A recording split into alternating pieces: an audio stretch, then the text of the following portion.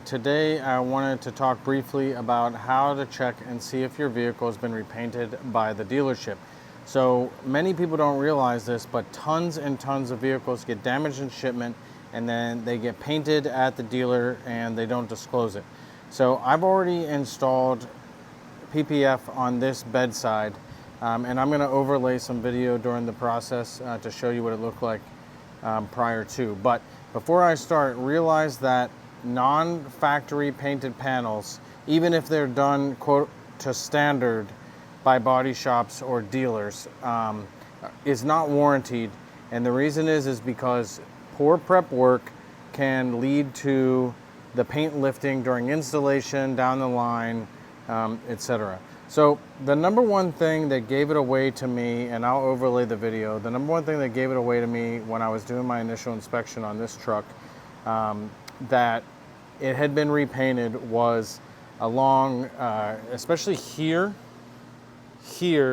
and then a strip where it kind of like almost looked like a little mountain or whatever, was sanding marks, and then rotary polisher hologram, and then rotary holograms up here that you could easily see in the sun. Now, the reason rotary holograms are an indication is because when your car is washed, it can get scratches, right? So like you go to a dealership, there's a difference between somebody who's not good washing your car incorrectly and you end up with swirls, and there's a difference between that and rotary holograms. The rotary holograms and compound, they create fine little perfect swirls, and it almost shimmers like a hologram as you kind of look at it in the light like this. And I've got some videos, again, I'm going to overlay it, where you could see the difference in swirls versus holograms. So that was a first clue to me. I took a look at it. And then, you know, something else, you know, at the very least, if you see that, something has been done to the car. Now, it may have just been polishing out a scratch. It doesn't necessarily mean it was repainted, but that clued me in to take a look. The next thing is every car has orange peel, and that's this like little bit of a texture waviness that you see there. See how I'm kind of shaking it and it's not like a perfectly flat. Now, every car has that to a degree, but this side, and compared to the rest of the car, is significantly worse. And that's typically because they painted it, but didn't completely wet sand out the orange peel, and that, you know, that was an immediate indication, of course, that it was repainted, is because of that orange peel. That doesn't come from fixing a scratch like the rotary holograms could potentially come from. And the reason the body shops use rotary, a lot of them are trying to get jobs in and out, and so they don't necessarily do the finish polish, so you get those holograms, but the orange peel is definitely from painting. So then once I saw that stuff, I started really investigating. And so one thing that, you know, myself and my videographer noticed is that this clip is not pushed in. Now that could happen, of course, you know, in any case, but that's another indication that the car was disassembled and then, you know, not put back together correctly. It may not have fit perfectly. See, it should kind of go like this, but it's not. And this happens, you know, a lot more frequently than you think. So then I started investigating some more, and you can see this. This is normal. This is drying still. So some of this stuff is still drying. This is normal. All the fenders on this truck have these little like divots, or probably for adding fender flares or something. But see this stuff along here? It's air gap now because I put PPF over it. But all of this rough edge, you could tell where like they had sort of, you know, they didn't sand it down. It wasn't completely fixed. It gets down here. Now you see these white specks. Those white specks actually aren't dirt or specks. What those white specks are air. And the air, the reason we have this air here, and it was another indication to me that there was a repaint, is see this texture? This is normal. This is on a lot of trucks.